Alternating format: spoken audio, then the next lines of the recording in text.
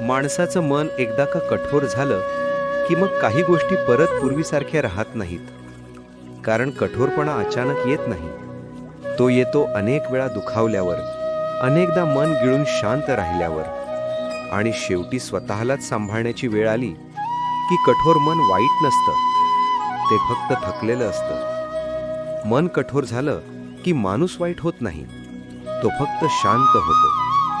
कुणाकडे अपेक्षा ठेवत नाही, कोणाच्या शब्दांना जास्त मनावर घेत नाही आणि कोणासाठी स्वतःला वाकवतही नाही. मन कठोर होतं ते वाईट होण्यासाठी नाही, तर स्वतःला पासून जपण्यासाठी. एक एक करून धक्के बसतात, आपलं बोलणं गैरसमजलं जातं आणि माणसाला शेवटचा घाव तर जवळच्यांकडूनच मिळतो.